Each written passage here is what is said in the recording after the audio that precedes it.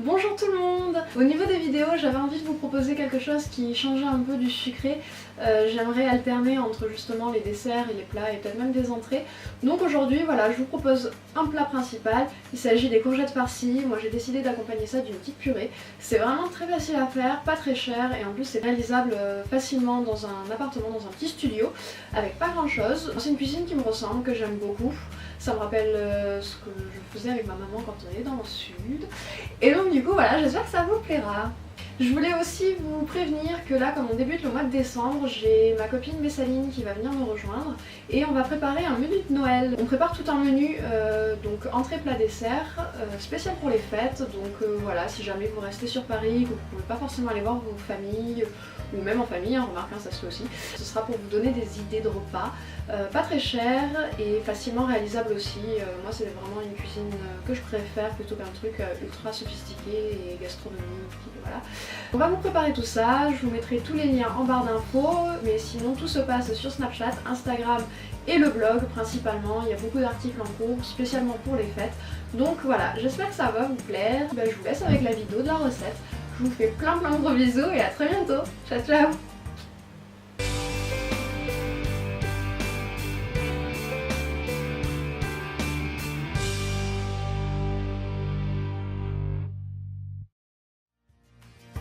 Pour cette recette, vous aurez besoin d'une courgette, un oignon, du sel et du poivre, de l'huile d'olive, du concentré de tomate et de la chair à saucisse. J'ai oublié également, il faut du fromage râpé. Je viens m'occuper de la courgette que j'ai déjà préalablement lavée. Je coupe les extrémités et je l'épluche grossièrement, un peu une fois sur deux.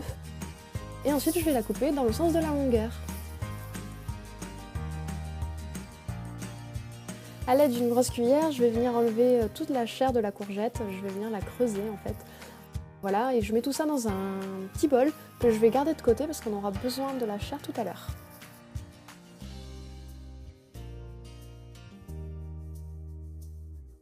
Ensuite, je m'occupe de l'oignon, donc pour ça je vais couper les extrémités, le couper en deux pour pouvoir facilement l'éplucher, et finalement je vais garder qu'une seule moitié, ce sera amplement suffisant. Donc je coupe tout ça en lamelles, grossièrement, et je vais venir avec mon petit hachoir faire des tout petits morceaux.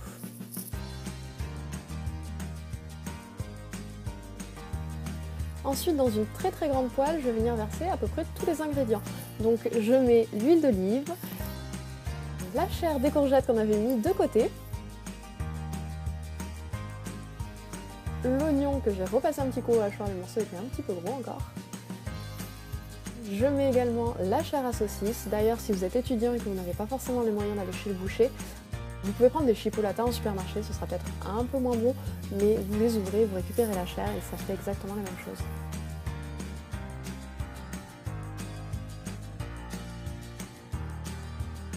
Ensuite, je mets le concentré de tomate, j'assaisonne tout ça avec le sel et le poivre et j'envoie à la cuisson.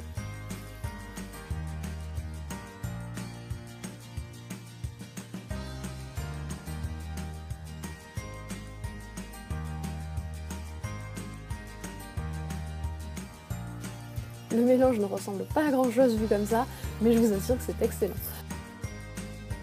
Dans un plat qui passe au four, je viens verser un petit peu d'huile d'olive et à l'aide d'un pinceau de cuisine, je viens l'étaler histoire qu'on ait vraiment partout pour ne pas que ça accroche.